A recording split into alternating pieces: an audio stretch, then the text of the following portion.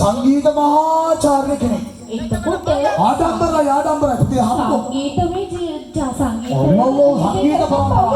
සංගීතයේ පරම්පරාවක් සේනාධිපති. හරිම සතුටුයි සේනාධිපති මට. ප්‍රකාශ කරපන්.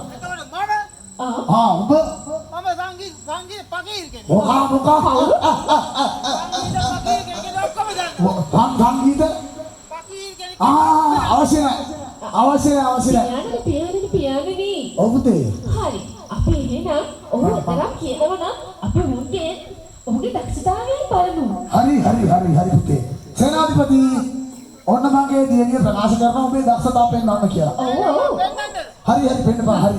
දේවිනා කුමරිය පොඩක් අයින් වෙන්නකෝ. හරි. පුතේ පියාණන් අසරින්ම සිටින්න. හොඳයි පියානනේ.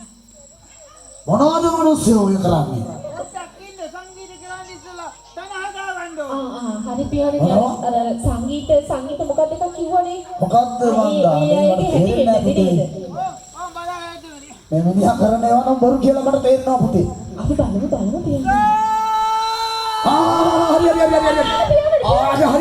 හරි සේනාධිපති. අපේ අම්මේ සේනාධිපති මොකද උනේ සේනාධිපති? තව තියනවා නෑ එපා අපි බය වුණ තරම. හරි ඕම සා ගන්නවද සේනාධිපති? ඒ කියන්නේ උච්චසා උඩ. එතකොට ආය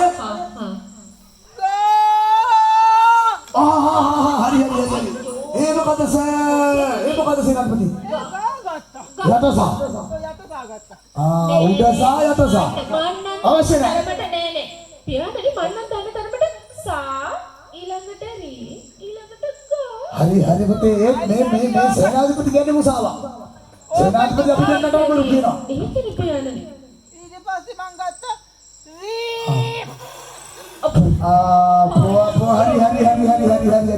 ඒ මොකක්ද? පියානනේ. සේනාධිපති අවශ්‍ය නැහැ මේ රාගධාරී සංගීතය අවශ්‍ය නැහැ. මේ හපක් දියණිය මගේ ස්වර්ණා. පියානනේ. සේනාධිපති මේ හපක්. මොනවද කියන්නකෝ. මාමේ නිකුත් කරන ලබන රාජ්‍ය ආඥාව ගමන් නගරයක් වීදියක් පාසා අඩබෙර කරුවන් යවපා. ආවිද මම ගමක් ගාන යන්න. පීඩියා ගාන යන්න බෑ. ඇයි ඒක කොහමද ඇවිදින්නේ පීඩියා ගාන. මොනවද මනුස්සෝ මේ ප්‍රකාශ කරන්නේ?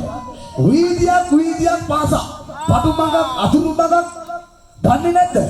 දඟයි මට පොඩක් අහුනේ. ඒ නියෝගයේ නම් ඔව් දඹදිව රාජ්‍ය පාලනය කරන ගංගාධර මහරජතුමන්ගේ එකම දූ කුමාරිය වන ස්වර්ණා කුමාරියට සංගීතය පිළිබඳ පුරුදු පිළිවීම සඳහා ආසාවක් පහළ වී ඇත. කලතුකක් පහළ වී ඇත. එම කරුණ හේතු කොටගෙන අයට සංගීතය පුරුදු කිරීම සඳහා සුදුසු විශාරදවරයෙක් සිටිනවා නම් රාජමන්දිරයේ කරා ළඟාවන්නට කියලා අඩවියක් යවපන් සේනාධිපති. එහෙම හරි නේද මගේ රත්තරන් දුවේ ස්වර්ණා? ඔව් පියානනේ. හරි එහෙනම් සේනාධිපති හෙට උදෑසනම ගමන් ආරම්භ කරපන්. සේනාධිපති පොතක් කියුවේ. සේනාධිපති ඔබට පියාණන් කියපු දේ අහන්න නේද?